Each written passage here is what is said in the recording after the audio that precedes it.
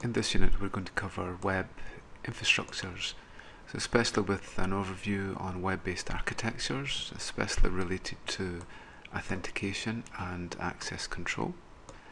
We'll have a look at some of the key protocols which might be involved in the next generation of web-based infrastructures, including Kerberos and SOAP over HTTP. We'll look at some scalable authentication infrastructures and protocols, and then also integrating scalable and extensible architectures such as using Ldap.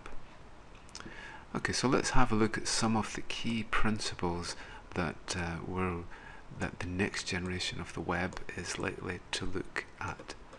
And part of this involves what's called Identity 2.0. So with this, the internet and the web that we've created involves our identity being placed in many locations, and it's very difficult for us to actually control our own identity. The next generation is likely to be that the actual users themselves actually control their own identity and how it is released to parties on the internet. This is a major change for the internet, as the internet was created to be an infrastructure of computers, each with a unique IP address. The next generation of the internet has really been built around things, objects, such as people being part of this whole infrastructure. So if we have a look at this example, so we might find that this user here wants to control their identity. So in this case, they have various bits of information that defines their identity, and they might keep that in one location and then carefully control it. So in this case we can have a national insurance number, date of birth, bank account, business details, CV, and so on. So the bits of information of the identity that the user would want to release is that possibly in terms of tax, they would release their tax reference, their online login, some of the bank details, national insurance number, and date of birth. But they wouldn't release other details such as medical records, the location, work details, and so on. From a medical point of view, a medical practitioner may be interested in a home telephone number, if it's an emergency, some medical details, date of birth, and so on. So we can see here that the identity could involve many different elements, each of which can be given away can be controlled by the user and given away as required.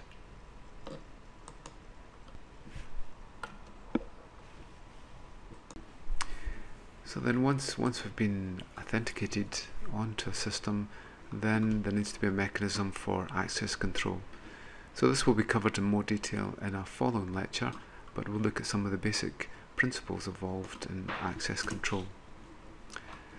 The three main methods that we can have for access control are for role-based security, and with role-based access control we define a number of roles inside the organization, and then users will join those roles.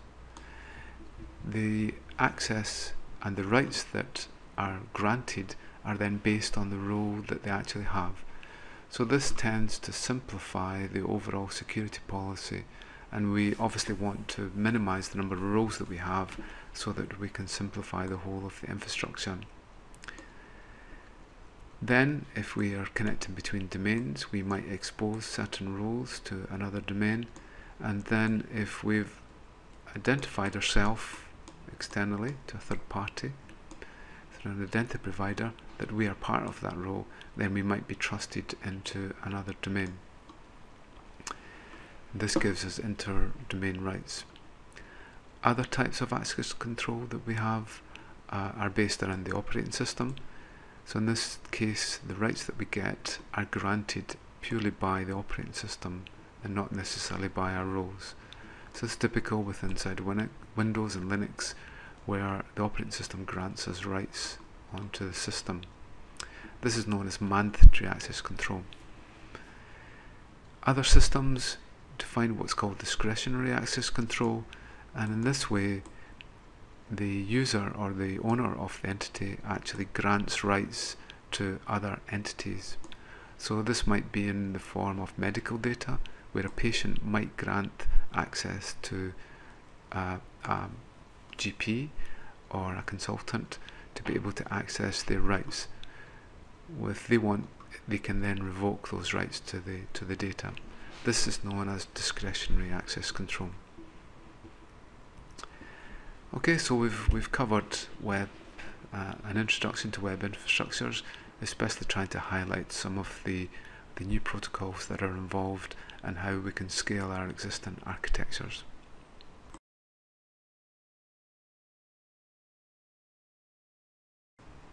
Another key concept to allow for a more scalable infrastructure is the WS star infrastructure. So with this, there are common defined standards which use XML that allow protocols and messages to be interchanged. So there are three key elements to this. There is the identity selector, where the user can define how their identity is actually selected. We have the SAML language, which is a security markup language. We can also have WS security policies, and then we can have a backend security token service. So with this, we can either use the traditional PKI infrastructure with digital certificates providing the identity of objects, or we can have a Kerberos infrastructure. So the system is fairly flexible in that as we move from PKI towards Kerberos, WS star can actually support this. So most systems are now moving towards this open WS star, which includes a trust infrastructure. One of the core components of this is what's called the SAML language, which is a security markup language. And SAML involves defining a number of assertions. So these assertions relate to either authentication, and that asserts that a user has actually proven their identity, certain attributes which might define certain additional information about the user, such as Ldap attributes, and authorization. And with authorization, it actually makes assertions of to what a user can actually do. Then we have the protocol, and the protocol typically is SOAP over HTTP, which is the most common method just now.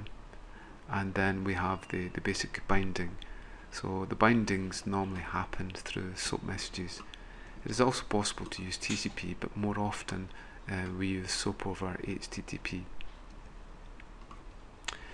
So one of the advantages of this infrastructure is the concept of single sign-ons.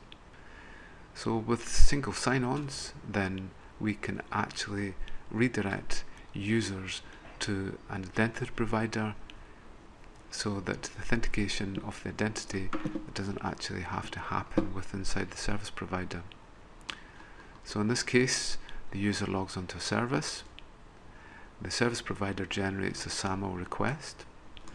It is then sent back, and there is a single sign-on URL which the user is prompted to in order to identify themselves. So then the user is then redirected to the single sign-on with the SAML request. The SAML is then parsed and a new SAML response is generated by the identity provider. And obviously the user needs to identify themselves at this point. So the encoded SAML is sent back, which is then forwarded through to the service provider. The SAML is then checked, and then the access is granted to the service or not. So single sign-on is an important concept.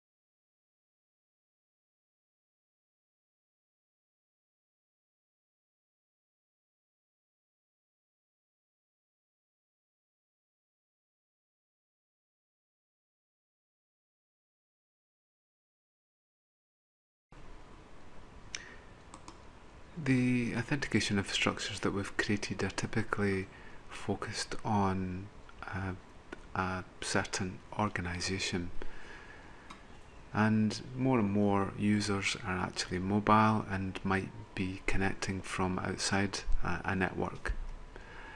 So a key principle for the future is what's called federated identity management, where we can use external systems to identify an entity which we can trust into our domain.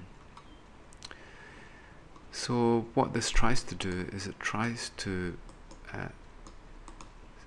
divorce rights from identity, where a user will identify themselves onto a trusted system and then get some form of credentials which can then be used inside the organisational network to get some rights. So with this, what we can have is a federated identity management system where users can identify themselves onto a trusted identity provider. Of course, this will depend on the types of service they are actually requiring. So if it's something simple such as email, then they might just need to authenticate themselves onto Windows Live or onto Google. But if we require access to sensitive information, then we might need strong authentication, such as from VeriSign. So a federated identity management system will generally define the circle of trust. It is then up to these identity providers to focus on identifying a particular user. So an example that we have just now for a circle of trust is with OpenID.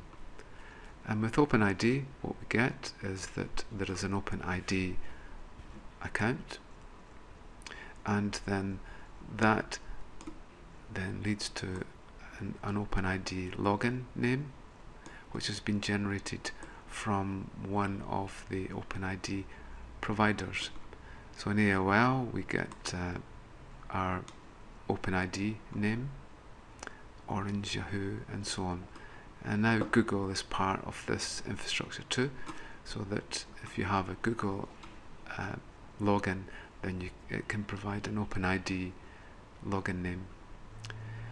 So this OpenID account allows you to log in to a site using an OpenID account.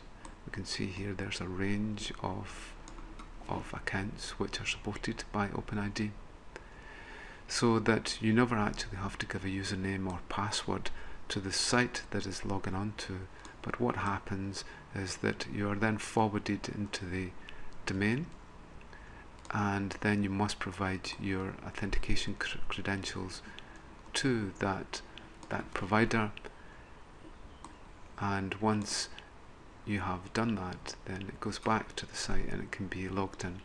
So in this case, the identity can be stored in one place with a single password, and then multiple forms of identity provision can then be used.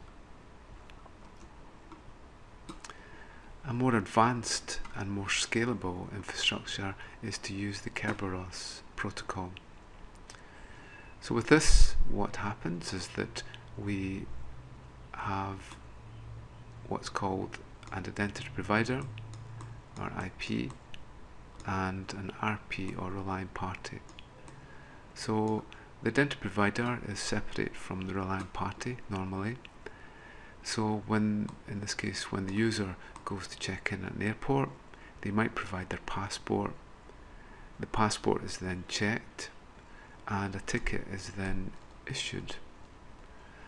So that the user then goes to the relying party, which is airport security now, and then all they should need to provide for airline security is the ticket. So in this case, the security trusts the identity provider, in this case checking, to have done the identity provision correctly.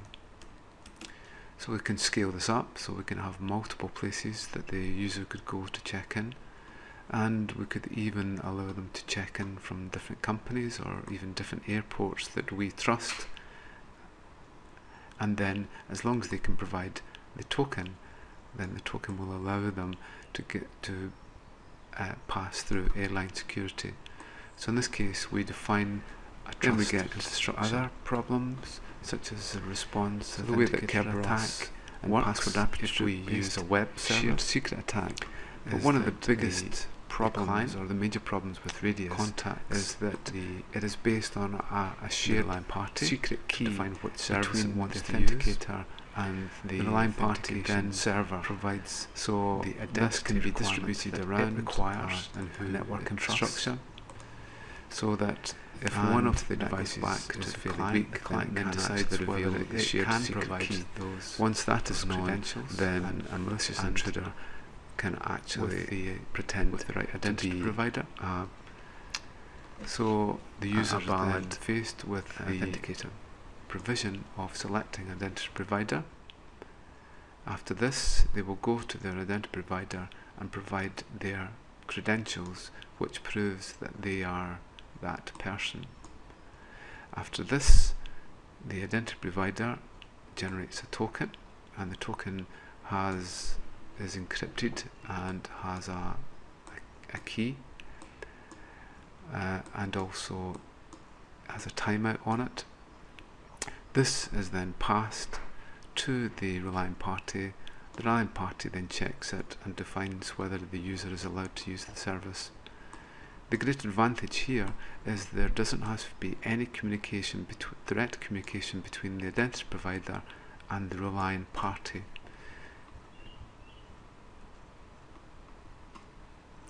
Okay, so we have some details of the actual exchange, which is in the notes, but this basically provides the basic encryption procedure for the whole of the protocol.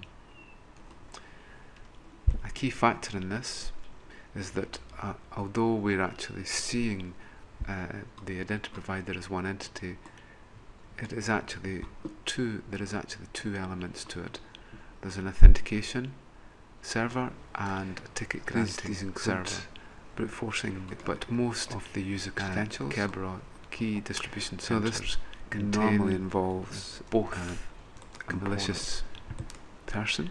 Okay, so the basically accessing is here and the radius in the notes, but the first server is identifying the user IDs and onto the system passwords, and we can have an independent until eventually service success, and they can actually log into the network. Obviously relates to the granting of the unfortunately ticket. Radius uses UDP. The UDP CardSpace is one of the first examples of using a soft token to be able to identify the user, which so in this case the user can select. There is no concept of main handshaking for this presentation. They can select and that card basically sends to ports in 1812 and 1813, and they can use different identities. So it's very difficult. We have for firewalls that we have. So in this case we have my personal card, Radius login as personal card, and it's acknowledged by the user. So it is open. We can also have stronger cards which are called managed cards. These are used for identifying themselves as a system. The problem with this is that we might also have a device for the backend. And the advantage with this method is that all the personal details reduce the performance credit certificate. Might have a MAC numbers, might even have an IP. With this, there is very little even computer authentication built into the packets that might have set. Okay, so this shows an example of my server password. We can't have the problem of personal card, or we can intruder if we manage to capture the network packets can actually play them back again. This personal card to the authenticator. There is also very little server checking from our machine to connect to the line data packets. For normally this is used we have a centralized authentication system and identity. So the authenticator passes packet the details on to the CardSpace when we have the server IP address, which will then check when we create one. Then see all the valid that we have, just checking with the PKI server. Card then has the various details on it, or whenever we log in to usernames and password account, which is CardSpace is a Windows domain. It will then prompt us for the card. This obviously is a key we want to select choke point for the network pass. That could be a single point of failure system. So we often have more than one centralized authentication server. So if one falls over, then another one will take its place. Then, if the user is authenticated, they will then get rights into the domain and rights of access to services. So this is our generalized infrastructure for authentication. The traditional way to authenticate is typically with a backend Radius or TACAS Plus server. So we can see here. And what happens is that we have what's called a supplicant, and this is the entity which is asking for authentication. It then goes to an authenticator, in this case a wireless access point, which then typically forwards the request to the Radius or TACAS Plus server. It will then check with a PKI server for a certificate, or it might check for usernames and passwords from the Windows domain server. Once it has been authenticated, then the supplicant will then be allowed to connect to the network infrastructure and use services. We've now seen standard methods which are used for access to the network, and this is defined in the 802.111 802.1x layer, which defines a generalized method of access control for devices and users. In this way we can authenticate a user directly at the point which they connect to the infrastructure, and that supports a whole lot of authentication methods such as Ldap, which uses usernames and passwords, but unfortunately has been shown to be fairly weak from a security point of view. We can have PEEP, which typically uses digital certificates. We can have SIM card authentication, and so on, each of which can then connect to a wide range of network interfaces. So basically what happens is that when we have a starting request, a request ID comes back from the authenticator. This ID is then sent to the backend Radius, and then the Radius server authenticates the client through message interchanges. Along with this, the client needs to authenticate that the Radius server is correct, so we also get a communication between the Radius server and the client to identify the Radius server. After this, in a wireless network, we actually have a broadcast key which is sent to the access point to be forwarded to the actual client. Unfortunately, Radius has been created for a network type infrastructure and is seen to be fairly weak from a security point of view.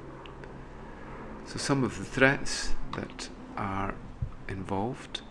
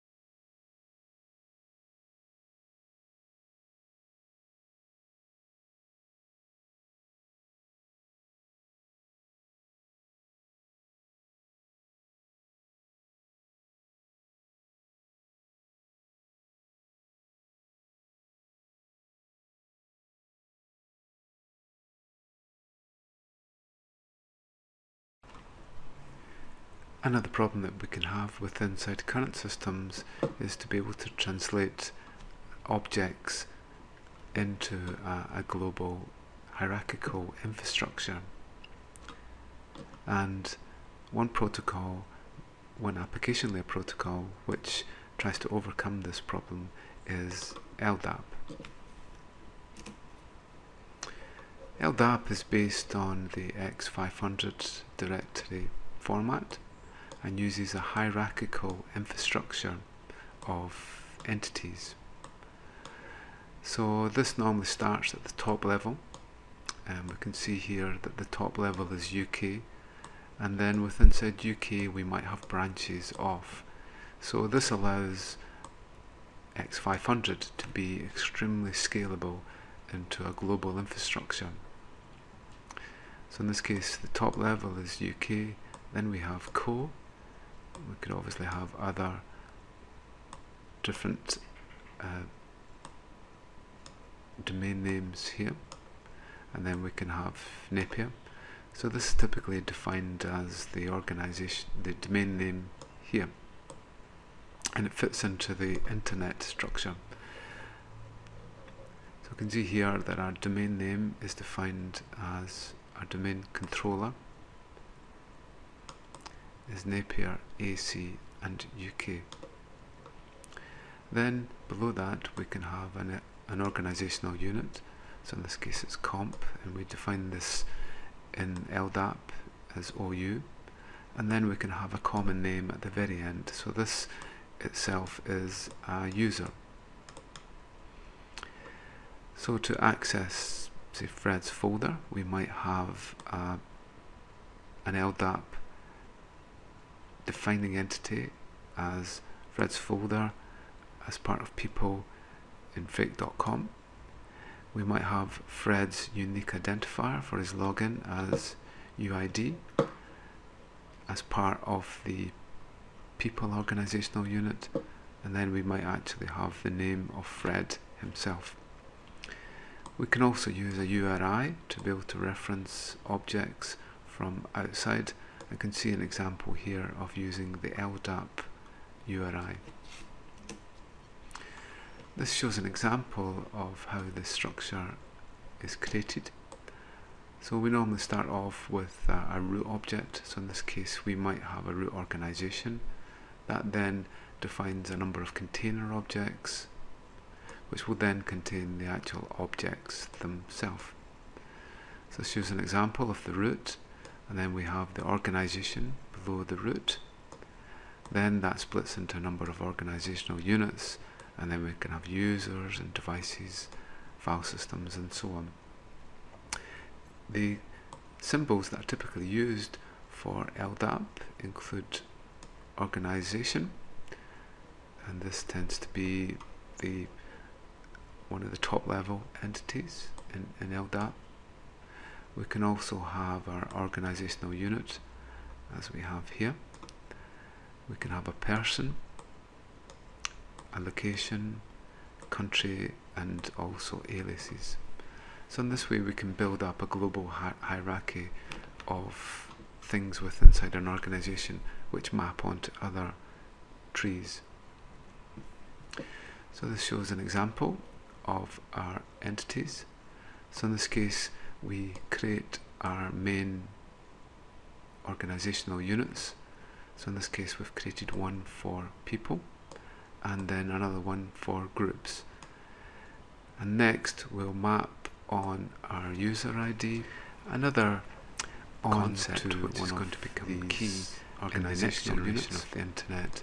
This was called SOAP over a user login of Fred, who will map on to the organizational unit of people that we've just actually. The problem that we often have with systems is that they talk with different protocols, they use different data types, then we can define object classes. It is often difficult to get an object login from one computer, our unique identifier, and given name, to be stored to be viewed as the same contact name, telephone number, room number. SOAP organization which tries to reduce this mail host and so on. What it does is to encapsulate objects, and this allows us to be able to create a translatable to be transferable format the network objects within inside, and then sent over, and then we can see another one at the bottom, unpacked, here, so that the same object we're actually defining is seen on the other side, part of the groups. So with this, and this is SOAP defines an encapsulation common process, name, for example, normally around XML tags, and what we get is an envelope which contains the basic encapsulated data. So this shows an example here where we have a web service over here, and this client wants to access this web service, so it transmits the name of the web service and the value that it wants to actually calculate the square root of. So we can see here this is the web service and this is the actual value. This then goes to the service, is then translated with a square root method in this case, and then the result comes back. So we can see here that the encapsulation defines that the result coming back is in a double number format, and this defines the name of the web service involved. HTTP is normally used, as HTTP is typically allowed over most firewalls. We can also use TCP as our delivery protocol, which will generally be faster, but this can have problems because the TCP port on a firewall can often block messages being translated.